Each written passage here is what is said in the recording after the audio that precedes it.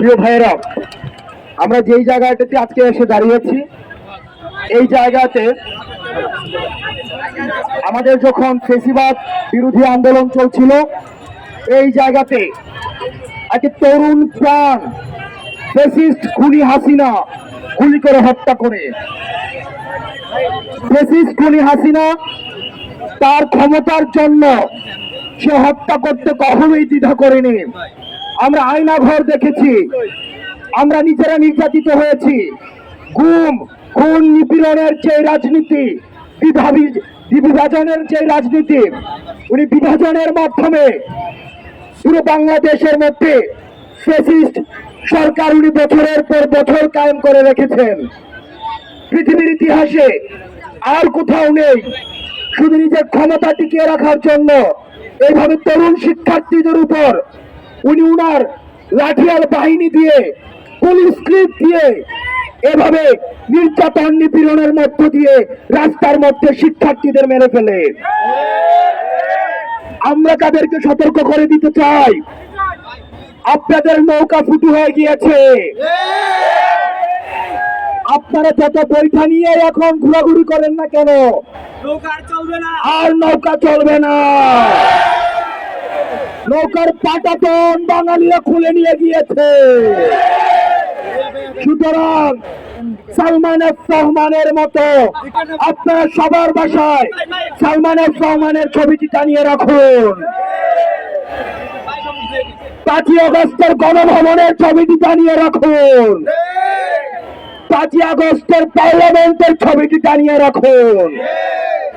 যারাই আর বিভাজনের রাজনীতি করবে, যারাই আর ফায়াজের বুকে গুলি ধরবে, যারাই আবু সাইদকে হত্যা করার জন্য গুলি করবে, যারাই মুক্তকে হত্যা করার জন্য গুলি তুলবে, তাদের অবস্থা 5ই আগস্টের গণভবনের মতো হবে, তলাবিহীন নৌকার মতো হবে, পৈঠবিহীন নৌকার মতো হবে। প্রিয় সহযোদ্ধা, আপনারা জানেন শহীদের রক্ত এখনো শুকায় নাই। হসপিটালে আহতরা কাতরাচ্ছে। ঠিক এই সময় আমরা শুনছি এই 15ই আগস্ট, যেটা একটি মেকানিজমের মধ্য দিয়ে একজনকে কার্ড ফিগার বানানোর জন্য যে শোক দিবস, একটা মেকি শোক দিবস পালন করা হতো, জনগণকে বাধ্য করা হতো শোক পালনে, সেটিকে সরকার, অন্তর্বর্তীকালীন সরকার বাতিল করেছে। আমাদের কাছে খবর এসেছে কিছু স্বার্থান্বেষী আইনজীবী এটির বিরুদ্ধে রিট করেছে।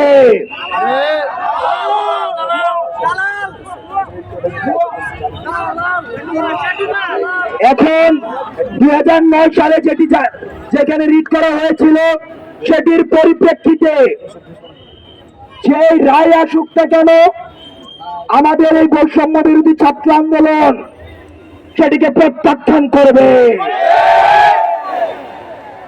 আমরা স্পষ্ট করতে চাই, আমরা এখানে যারা যারা রয়েছি, আমাদের মধ্যে কোন রাজনৈতিক পার্থক্য রয়েছে?